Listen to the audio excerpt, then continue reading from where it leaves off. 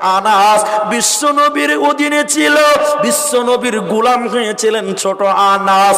আনাসটা নবীজির খিদমতে ছিল, একদিন দুদিন নয় 10 বছর নবীজির কাছে ছিলেন। ভাইরা আমার, মায়েরা আমার, হযরতে আনাস বলছেন শুনে নাও, হযরতে আনাস বলছে শুনে নাও বিশ্ব নবীর কেমন অহংকার মুক্ত জীবন শুনে নাও।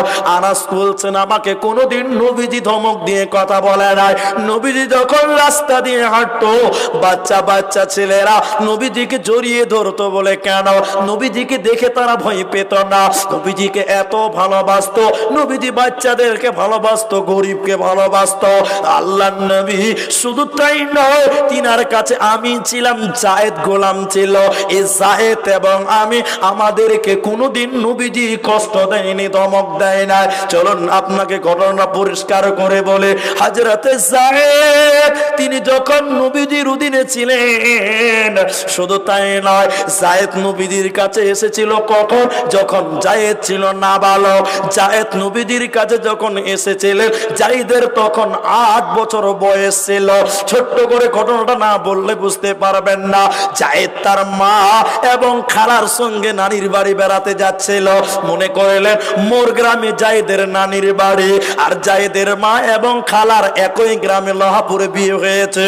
এবার জায়েদের মা আর জায়েদের খালা মনে করলো আমরা নানির বাড়ি নিয়ে যাব জায়েদকে, জায়েদকে তার নানির বাড়ি নিয়ে যাব আমাদের মায়ের বাড়ি।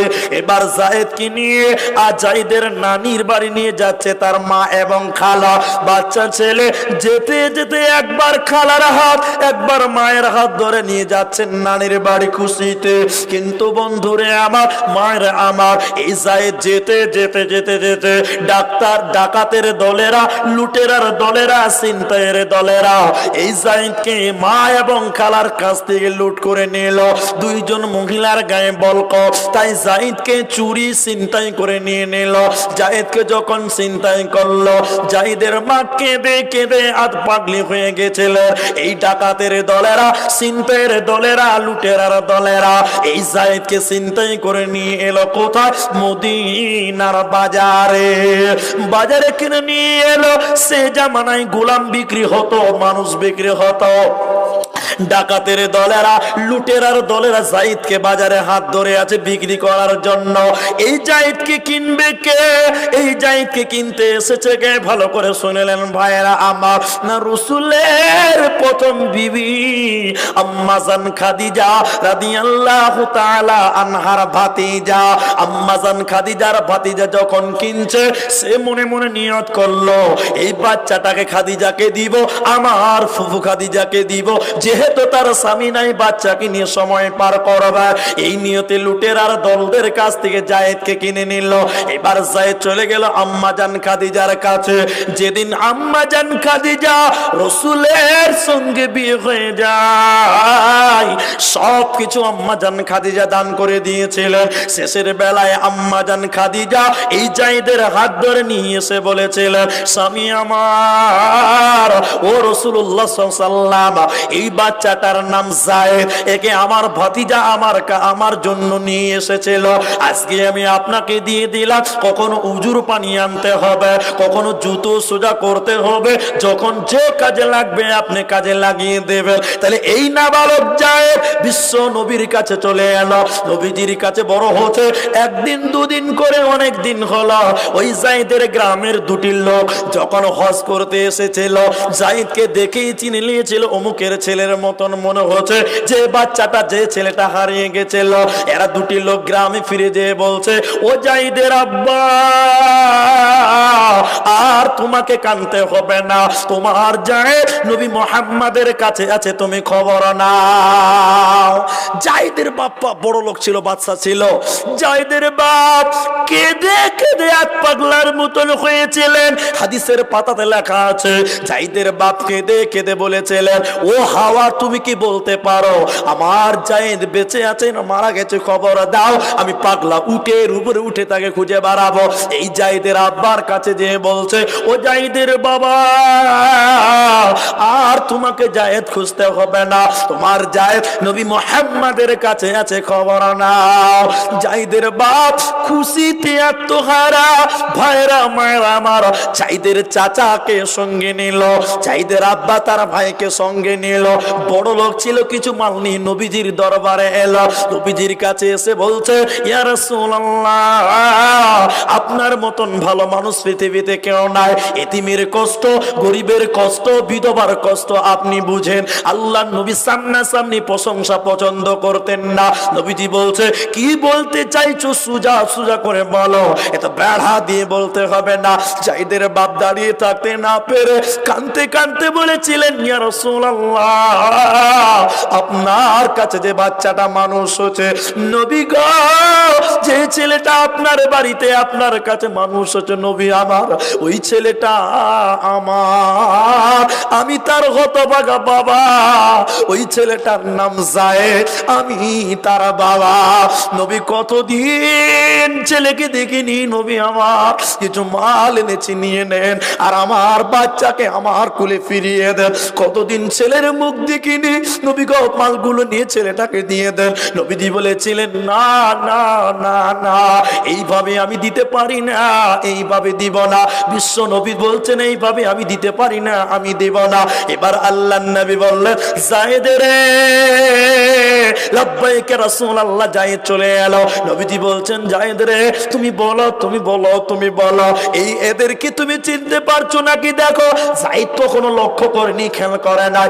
জায়েদ না বাচ্চা ছেলে, জায়েদ যখন তার বাবার বুকে তাকিয়েছে, মায়েরা বোনেরা আমার, জায়েদের অন্তর কেঁপে উঠেছে। কতদিন বাবা দেখে নাই, কতদিন আব্বাকে দেখে নাই, জায়েদের অন্তর কেঁপে উঠেছে। জায়েদ কাঁদতে কাঁদতে পা দুটি জড়িয়ে ধরেছে, বাবাকে জড়িয়ে ধরেছে, জড়িয়ে ধরে বলছেন, ইয়া রাসূলুল্লাহ, এইটাই আমার বাবা, সঙ্গে যিনি এসেছেন এইটাই হলো আমার চাচা। নবী, এইটাই আমার চাচা, নবী, এইটাই আমার বাবা। নবীজি বললেন, জায়েদ রে, তোমার কোথাও ভুল হচ্ছে না তো জায়েদ, তুমি দেখো, তার কারণ তুমি তো একবার ধোঁকায় পড়ে বিক্রি হয়েছে, এরা ধোঁকাবাজ নয় তো, তুমি দেখো। জায়েদ এবার কাঁদতে কাঁদতে বলছেন, ইয়া রাসূলুল্লাহ, এইটাই আমার বাবা, কতদিন বাবা দেখে নাই, এইটাই আমার চাচা, নবী আমার, কতদিন বাবা দেখি নাই। নবী গো, আমার চিনতে কোনো ভুল হয়নি, আমাকে ধোঁকা দেয় নাই। নবীজি বললেন, জায়েদ রে, বাপ চাচার সঙ্গে চলে যেতে চাইলে তুমি চলে যেতে পারো, তুমি থাকতে চাইলে থেকে যেতে পারো, আমি তোমাকে বাধাও দিব না, নিষেধ করব না, যেতেও বলবো না। জায়েদ এবার পড়লো ফেরে। জায়েদকে নিজের ব্যক্তি স্বাধীনতা দিল কেন? নবীজি বলছেন, জায়েদ রে, যদি আমি বলি তুমি চলে যাও, আর তুমি যদি আমার প্রেমে থেকে যাও, নবীর আদেশ অমান্য হলে ঈমান থাকবে না। আমি যদি বলি থেকে যাও, বাপ চাচার প্রেমে যদি তুমি চলে যাও, নবীর আদেশ অমান্য হবে, তো ঈমান থাকবে না। অতএব জায়েদ, তুমি চলে যেতে চাইলে চলে যাও, থাকতে চাইলে তুমি থেকে যাও। জায়েদ এবার বাবার দিকে বছর নয়নে কাঁদছেন, আর দেখছেন, আর বাবার দিকে তাকাচ্ছেন, একবার বাবাকে একবার চাচাকে নয়ন জড়িয়ে দেখছে। এই দেখতে দেখতে যখন বাচ্চা যায়, নবীজি নবীজি নবীজির দিকে যখন তাকালেন, বাচ্চা জায়েদ থাকতে না পেরে নবীজির গলা জড়িয়ে হুড়মুড়িয়ে কাঁদতে লাগলেন। নবীজির গলা জড়িয়ে কাঁদতে কাঁদতে বলেছিলেন, ইয়া রাসূলুল্লাহ, এই জায়গা থেকে আপনি আমাকে সরায়েন না, এই জায়গা থেকে আপনি সরিয়ে দিয়েন না, পৃথিবীতে এত দামি জায়গা পৃথিবীতে কেউ নাই। নবী গো, আব্বা ভুলে যাব, চাচা ভুলে যাব, আব্বা ভুলে যাব, চাচা ভুলে যাব, আপনি এই জায়গা থেকে আমাকে সরায়েন না। নবীজি তখন জায়েদকে জড়িয়ে নিয়ে বলেছিলেন, জায়েদ রে, আমার কোনো বেটা নাই, আজ থেকে তুমি আমার বেটার জায়গা দখল করে নিলে। এজন্য মুফাসসিরিনগণ এই জায়েদকে রাসূলের পুষ্পপুত্র বলে হাদিসে উল্লেখ করেছে। সেই জায়েদ নবীজির কাছে লালিত পালিত হয়েছিলেন।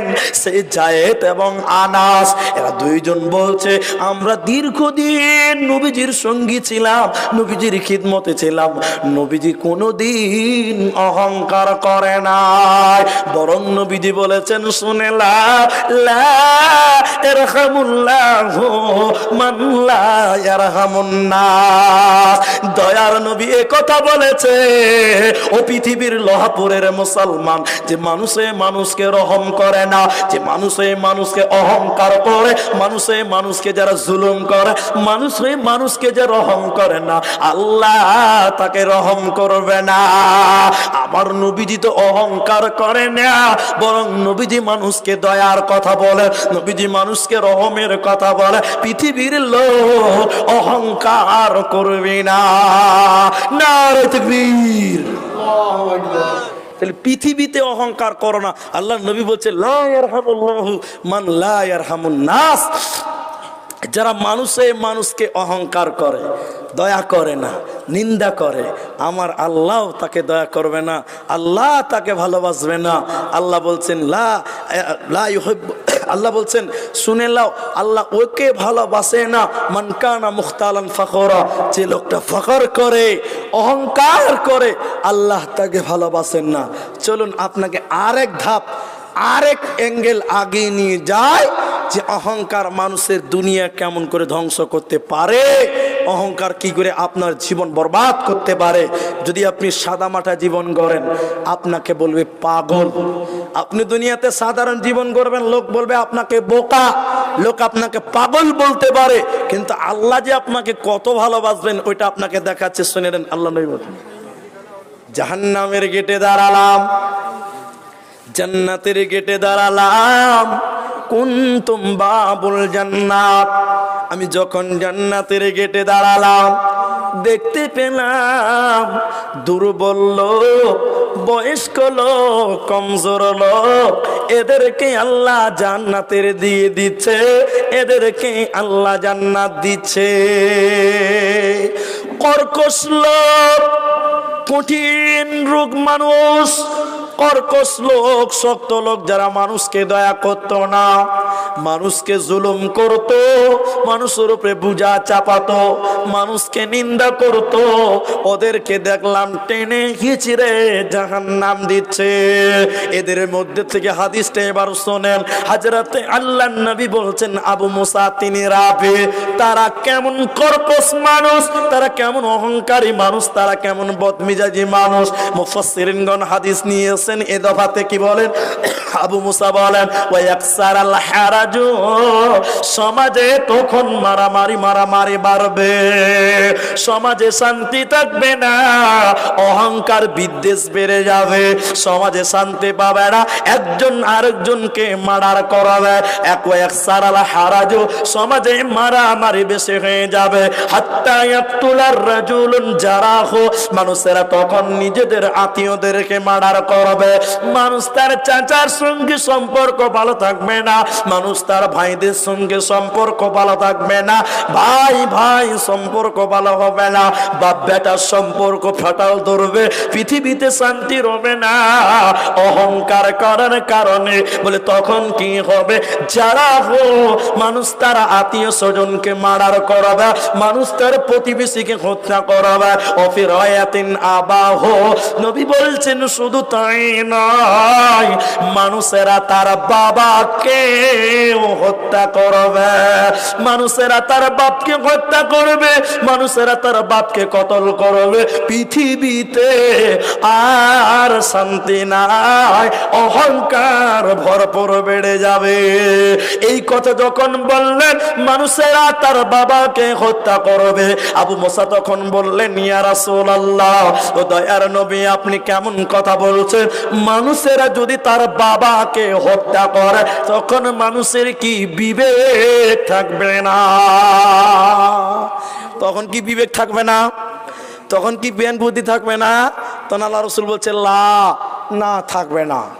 তুনজাও আকসার যালিকা জামান, প্রায় মানুষের বিবেক তুলে নেওয়া হবে, চিন্তা করবে না, ভাবনা থাকবে না, ভাবনা চিন্তা নাই, মানুষেরা ঝগড়া ফাসাদ নিয়ে থাকবে, নিন্দা পরচর্চা পরগুণা নিয়ে ব্যস্ত থাকবে। কেউ কারো উপরে দয়া করবে না, কেউ কারো উপরে রহম করবে না। অহংকার, পরনিন্দা, পরচর্চা, এই গুনাহ যখন এত বেড়ে যাবে তখন কেমন অধিকাংশ মানুষের বিবেককে আল্লাহ তুলে নেবে। আল্লাহ নবীর সাহাবী আবু মুসা তখন বলেন, ইয়া রাসূলুল্লাহ, ওই যুগে যদি আমি থাকি, ওই সময়টা যদি আমার চলে আসে, আমার জামানায় যদি ওই সময় হয়ে যায়, তাহলে আমি কি করব? আমাকে সাজেশন দেন। নবীজি তখন বলছেন, আলজিম বাইতাক, বাড়িতে থাকবে, বাড়ি থেকে বের হবে না। তোমাকে দেখে পাড়ার লোকের জ্বলবে, বাড়িতে থাকাও, বাড়ি থেকে বের হবে না। এরপরে দ্বিতীয় কথা নবীজি বললেন, আবু মুসা রে, জবান বন্ধ করো, জবান খুলবে না। জবান খুললে ফাঁসি হয়ে যাবে, ফাসাদ সৃষ্টি হয়ে যাবে। এজন্য নবী বললেন, যখন পৃথিবীতে শান্তি থাকবে না, পৃথিবীতে যখন শান্তি খুঁজে পাবে না, শুধু হানাহানি, কাটাকাটি আর ফাসাদ, অহংকার, পরচর্চা, পরনিন্দা যখন দেখবে, বিশ্ব নবী বলছেন বাড়িতে থাকবে, অকারণে বাড়ি থেকে বের হবে না। আর দ্বিতীয় নম্বর বলেন, জবান বন্ধ করো, জবান দিয়ে কথা বলবে না। সবচেয়ে বেশি সমস্যা তৈরি হয় কোন জায়গাতে জানেন? গ্রামে অশান্তি, হিংসা, পরনিন্দা, পরচর্চা, যত যা কিছু হয়, এর গুঁড়া কোন জায়গায় সেটা জানেন আপনারা? কোথায় বলেন তো? আড্ডাখানা, চায়ের দোকান, যত পরচর্চা, পরনিন্দা, মূল প্ল্যাটফর্ম হলো চায়ের দোকান। ওখান থেকে শুরু হয়, ওখান থেকে শুরু হয়ে সমাজে, সমাজ থেকে এসে মসজিদে, মাদ্রাসাতে, যত যা কিছু দেখবেন ওই জায়গা থেকে আবিষ্কার হয়। এজন্য আল্লাহ রসুল বলছেন যে বাড়িতে থাকো, বাড়ি থেকে তুমি বের হও না। হাদিসের আরেকটা অংশ আপনাকে বলি, তাহলে আপনি বুঝতে পারবেন শান্তি কেন নাই, পৃথিবীতে অহংকার কেন বাড়ে, কেন মানুষের নিন্দা বেড়ে যায়, হিংসা কেন বেড়ে যায়। শয়তান মানুষের রক্তে শিরায় শিরায় দৌড়ে বেড়াচ্ছে, শয়তান মানুষের শিরায় শিরায় দৌড়ে বেড়াচ্ছে। মানুষের এই যে রগে রগে শয়তান চলাচল করছে, সব সময় ইবলিস শয়তান চাইবে যে তার পাল্লা, তার সংখ্যা বাড়ি হবে, তার সংখ্যা বেড়ে যাবে। হাদিসের শেষ কথাটা ছিল এরকম, শোনেন আল্লাহর নবী কি বলছেন। মানুষেরা, আল্লাহর নবী বলছেন, ওয়াল্লাহি, আল্লাহর কসম, যে আল্লাহর হাতে আমার প্রাণ রয়েছে, আমার হায়াত রয়েছে। বিশ্ব নবী বলছেন, ওয়াল্লাহি, আল্লাহর কসম, যার হাতে আমার প্রাণ রয়েছে, আমি সেই আল্লাহর কসম করে বলছে, শান্তি নিবে তো শুনে নাও। মানুষদের সঙ্গে মিলেমিশে চলো, বলে কেমন করে? যতদিন দুইটা কাজ তোমরা পৃথিবীতে করবে, অবশ্যই করবে, না করলে অচিরেই আল্লাহ তোমাদের উপরে গজব নাজিল করবে। তখন তোমরা দোয়া করবে, আল্লাহ তোমাদের দোয়া কবুল করবে না। দুইটা কাজ অবশ্যই করো, ওই দুইটা কাজ মানুষের সঙ্গে জড়িত। নবীজি এক নম্বর বলছে, মানুষদের সঙ্গে সম্পর্ক বজায় রেখে মানুষদেরকে ভালো কাজের আহ্বান করা, মন্দ কাজের নিষেধ করা। যখন সবাই ভালো কাজে জড়িয়ে যাবে, যখন সবাই মসজিদে চলে আসবে, সবাই যখন আল্লাহ আল্লাহ রসুলকে গ্রহণ করবে, সমাজে অশান্তি থাকবে না, অহংকার থাকবে না। পরিশেষে আল্লাহ এই আয়াতের শেষ, এই হাদিসের শেষ অংশে আয়াতটা দিয়ে আপনাকে বোঝায়, কোথাও অহংকার থাকবে না, কোথাও অশান্তি থাকবে না। তিনখানা জিনিসকে গ্রহণ করা। আল্লাহ তাবারাক ওয়া তাআলা সূরা তওবার ভিতরে বলছেন, আহাব্বা ইলাইকুম মিনাল্লাহ। এই আয়াতটা শেষ করছি আপনাকে, আয়াতটা দিয়ে লক্ষ্য করেন, পৃথিবীতে অহংকার থাকবে না, মারামারি থাকবে না, হানাহানি থাকবে না, হিংসা বিদ্বেষ থাকবে না, হেউ তুচ্ছ তাচ্ছিল্য থাকবে না। যখন মানুষেরা তিনটা জিনিসকে গ্রহণ করবে, এক নাম্বার আল্লাহ বলেন, আহাব্বা ইলাইকুম মিনাল্লাহ, যখন মানুষেরা আল্লাহকে বন্ধু হিসেবে নেবে, আল্লাহর সঙ্গে প্রেম করবে, তখন শুনে নাও এ আল্লাহর বন্ধু ওলি সে কোনোদিন অহংকার করতে পারবে না, সে কোনোদিন মানুষকে নিন্দা করতে পারবে না, পারে না, পারে না। আয়াতটা শুনেন, আয়াতটা শুনেন, আপনাকে আমি আয়াতটা বুঝাচ্ছি। যখন আল্লাহর সঙ্গে প্রেম করবেন মানুষকে কেউ হিংসা করবে না। কোনো মেয়ের ভিতরে যদি আল্লাহর প্রেম থাকে, কোনো মেয়ে সম্পর্কে বলছি, তাহলে ওই মেয়েটা কোনোদিন কোনো কালো মেয়েকে দেখে বলবে না আরে তুই তো কালো মেয়ে, তোর আবার বিয়ে কোথা হবে। যদি তার ভিতরে আল্লাহর প্রেম থাকে, ওই মেয়ে বলবে নিশ্চয়ই কালো আল্লাহর সৃষ্টি, নিশ্চয়ই কালো আল্লাহর দান। অতএব যদি কারো ভিতরে আল্লাহর ভালোবাসা, আল্লাহর সঙ্গে বন্ধুত্ব, আল্লাহর প্রেম থাকে, ও কোনোদিন এই কালো চেহারাকে নিয়ে অহংকার করতে পারে না। যদি আল্লাহর সঙ্গে প্রেম থাকে, কোনো পুরুষ মানুষ টাকা নিয়ে অহংকার করতে পারে না। গরিব সে আফসোস করবে না, সবাই বলবে যে আল্লাহর দান, বড় লোক আল্লাহর, গরিব আল্লাহর, বড় লোক আল্লাহর, গরিব আল্লাহর, শিক্ষিত আল্লাহর, মূর্খ আল্লাহর দান। অতএব কেউ অহংকার করতে পারে না। আল্লাহ বলছেন তিনটা জিনিস গ্রহণ করো।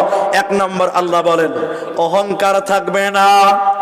আহাব্বা ইলাইকুম মিনাল্লাহ, যখন তুমি আল্লাহকে ভালোবাসবে, ওর রাসূল আর আমার নবীকে ভালোবাসবে।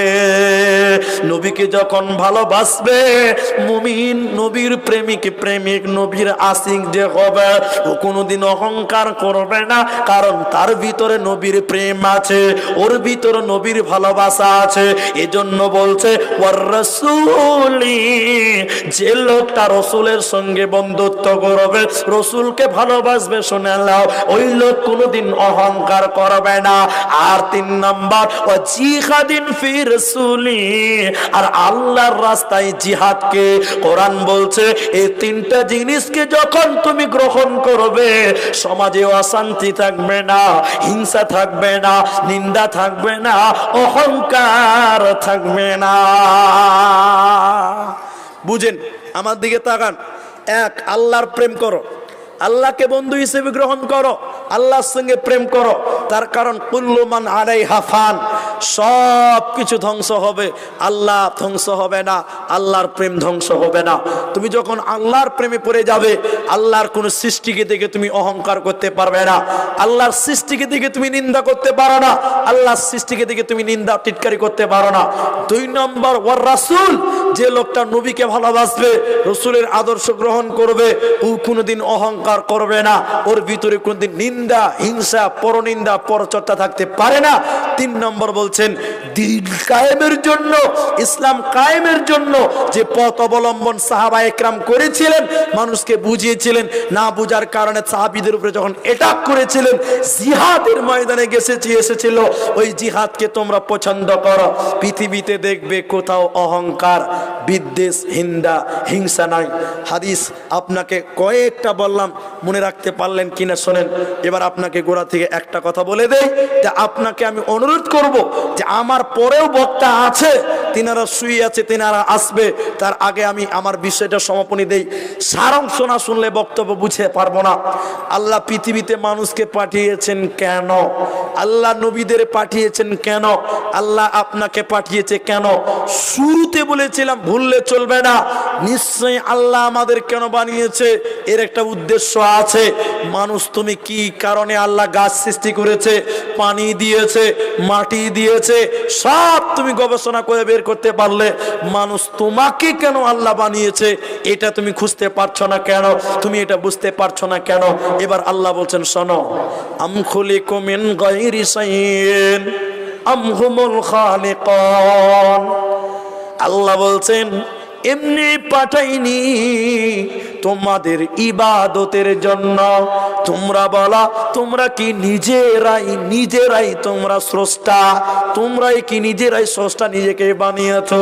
না, আল্লাহ বানিয়েছে। আল্লাহ বলছে নিশ্চয় আমি যখন বানিয়েছি কোনো কারণ আছে।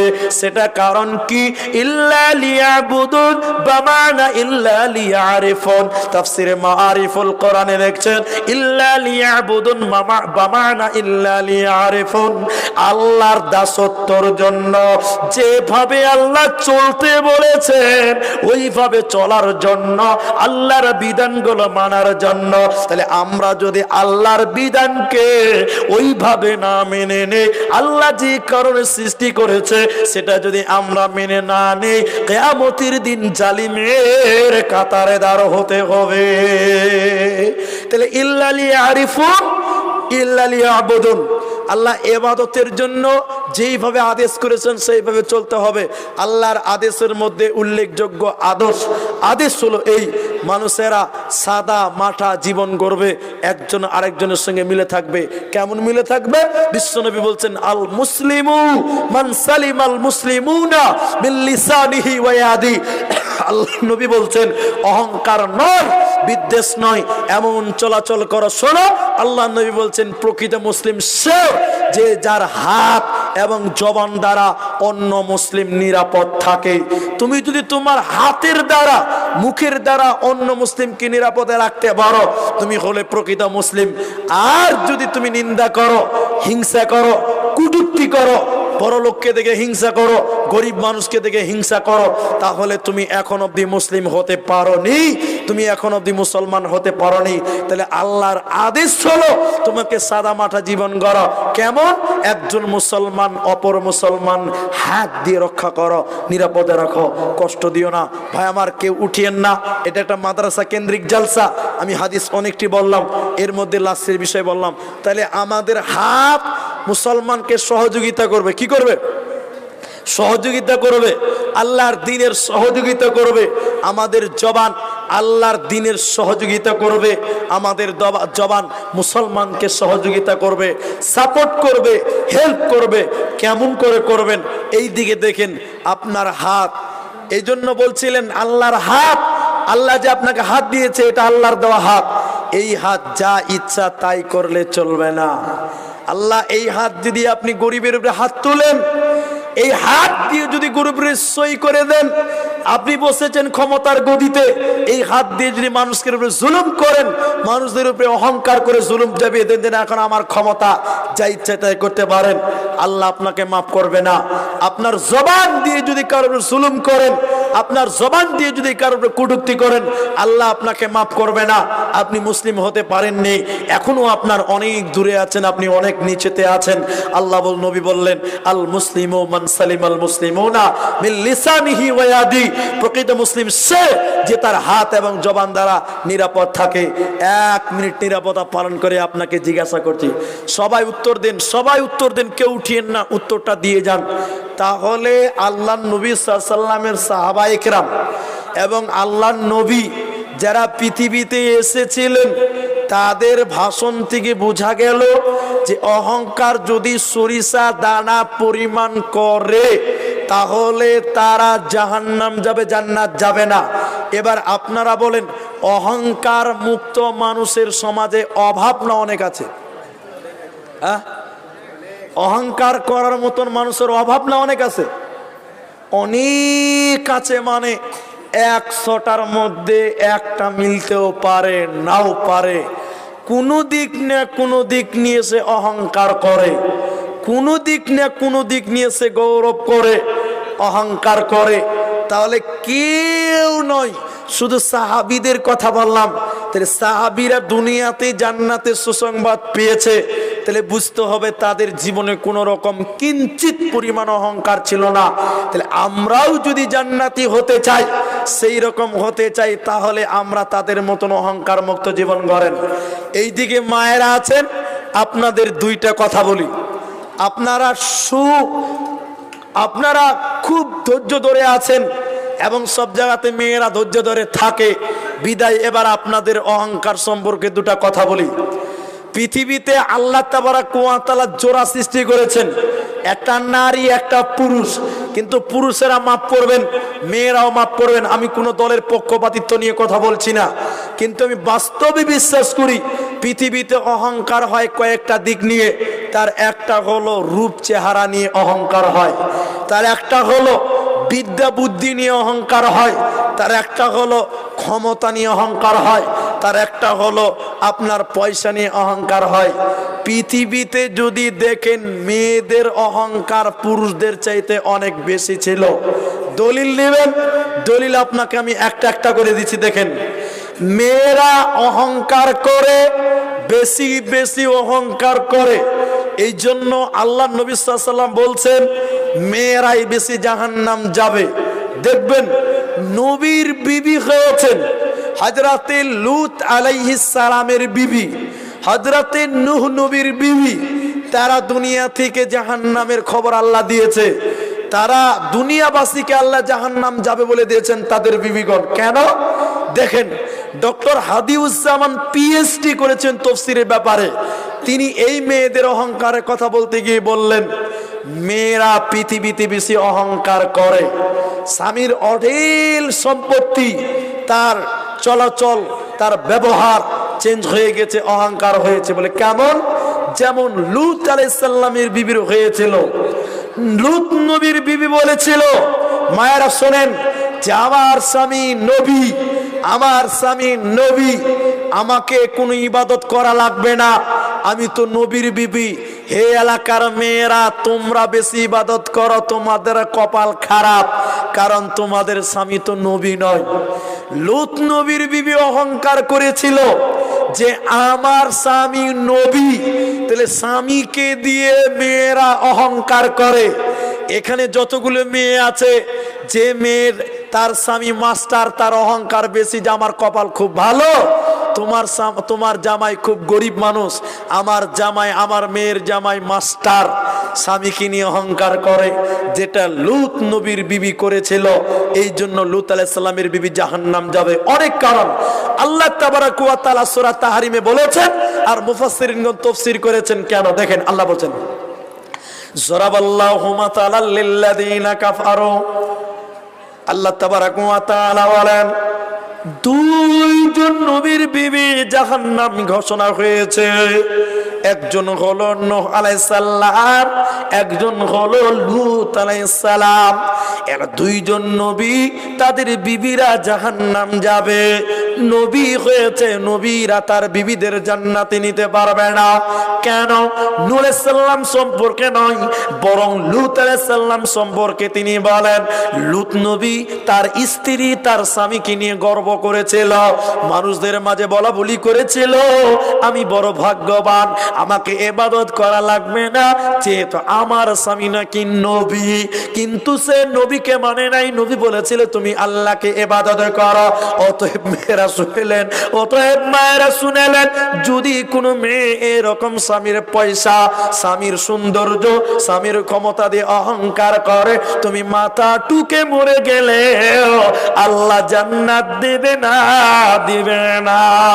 এবার কোন আলেম, সে বড় আলেম হয়েছে, যদি সে তার বিদ্যা কিনে অহংকার করে যে আমার মতন আলেম পৃথিবী থেকে আছে, আমার মতন বক্তা পৃথিবী থেকে আছে, তুমি হতভাগা, তোমাকে জাহান্নাম যেতে হবে। তার কারণ 1 ইঞ্চি থাকলে তোমাকে জাহান্নাম যেতে হবে।